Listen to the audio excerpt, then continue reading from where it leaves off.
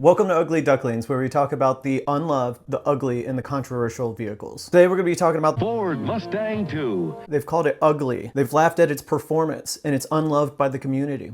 Launched in 1973, the Mustang II was The right car at the right time. It was just in time for the oil crisis and the malaise era. If you don't know, in 1973, the oil crisis was a result of OPEC countries cutting production of oil and putting an export embargo on the United States and several other countries. Oil prices quadrupled. Gas was rationed and insanely large lines formed at gas stations. Even though the embargo ended in 1974, the effects of the oil crisis would be felt through the rest of the 1970s. All that's to say is gas got more expensive, and think about what happens when gas gets expensive for sustained periods of times. People sell their big thirsty cars and they buy smaller, more fuel efficient vehicles. Now, the malaise era is a low point in automotive history. It's the result of much needed regulation. Emissions, fuel efficiency, and safety standards were tightening. It's an era that was defined by anemic engines and ugly cars, often with these big diving board impact bumpers. Technology was struggling to keep up with regulation. Combined with oil crisis and rampant inflation, things feel like they were only going to get worse. So the Mustang II was smaller, lighter. Those things lead to better fuel efficiency. Now, we're not talking like a little smaller or a little lighter. We're talking 500 pounds and 19 inches shorter. That was a result of the criticisms that the first-gen Mustang had become bloated by the end of its era. In the first generation, the Mustang started as an affordable, compact sports car,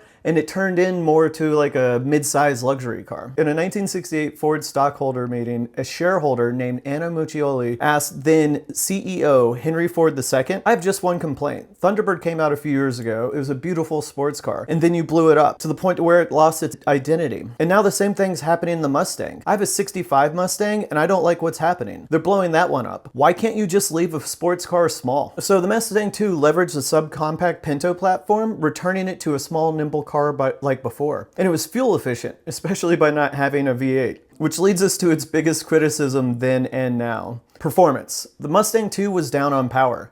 Initially, it was not offered with a V8. Emission Solutions robbed all engines from all manufacturers of their power back then, and the Mustang was no exception. It initially launched with an inline 4, which had 88 horsepower, and a V6 that had a whopping 105. The 1971 first-gen Ford Mustang's top engine was a 7-liter V8 that produced roughly 375 horsepower. When the Mustang II finally got its V8 option in 1975, it produced only 140. But performance isn't just power. Remember, it's lighter and it's smaller. The Mustang II had improved handling from its rack and pinion steering and improved braking with front disc brakes. Both were first for the Mustang. By the end of the first generation of Mustang, sales were down and the public were falling in love with smaller cars.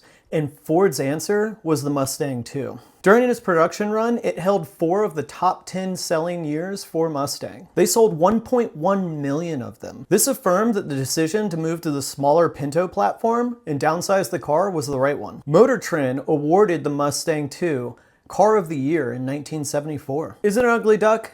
Yes. Its predecessor is the original, which is a beautiful car in its own right, and a hard act to follow.